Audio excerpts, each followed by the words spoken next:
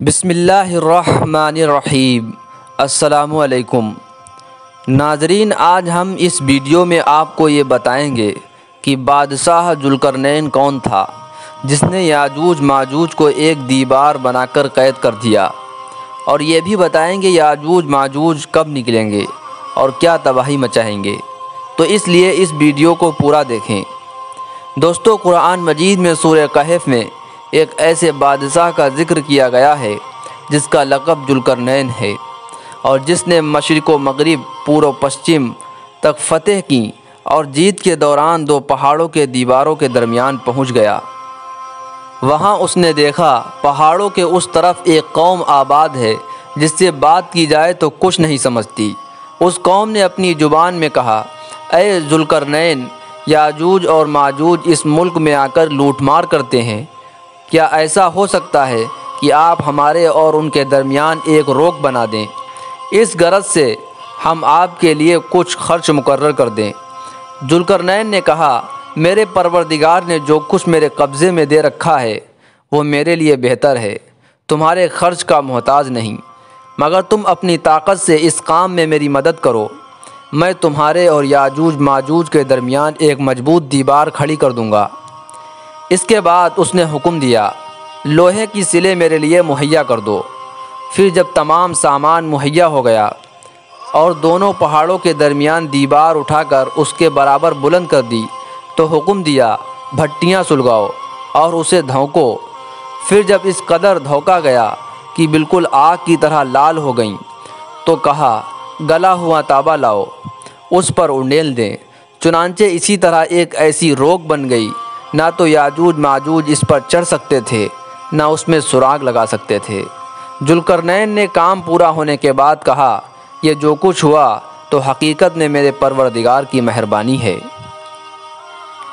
دوستو، حدیث میں آتا ہے یاجوج ماجوج اتنی کثرت سے ہیں کہ روزانہ وہ اس دیوار کو چاٹتے ہیں ختم کرنے کے لیے، اور وہ ختم ہونے کے قریب ہوتی ہے تو کہتے ہیں کہ اب ہم اس کو کل چاٹیں گے، اور انشاءاللہ نہیں کہتے۔ جب اگلا دن آتا ہے تو اللہ کے حکم سے دیوار واپس اسی طرح ہو چکی ہوتی ہے۔ آپ صلی اللہ علیہ وسلم نے ارشاد فرمایا، قیامت کے قریب یہ کہیں گے، انشاءاللہ اس دیوار کو ہم کل ختم کر دیں گے۔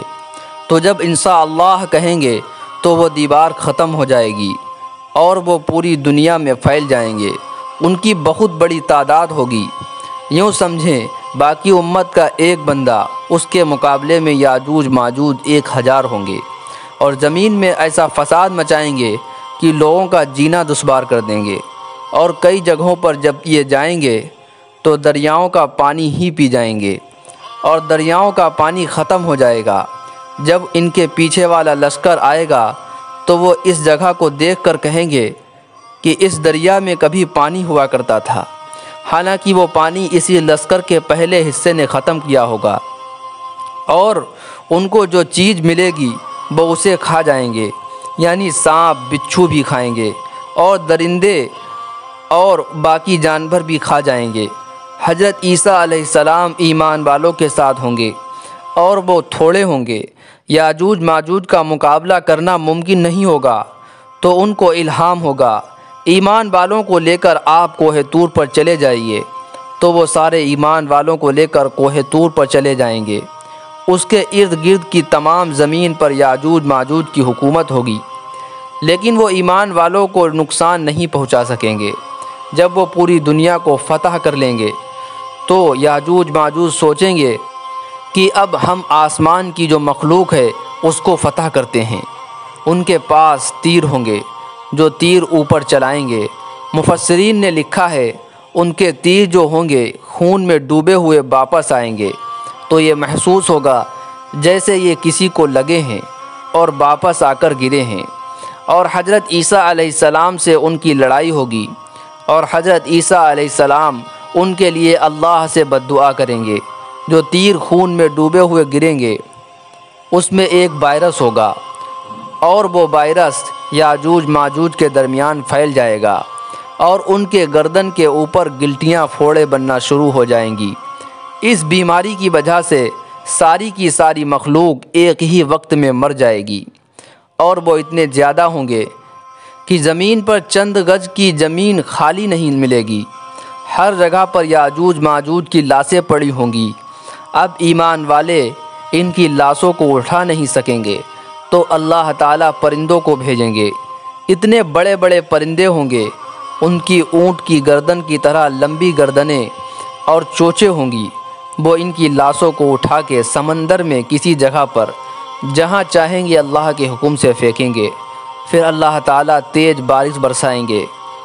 اس بارش کی وجہ سے زمین پر جو یاجوج ماجوج کا خون ہوگا وہ بہہ جائے گا اور زمین بالکل پاک صاف ہو جائے گی۔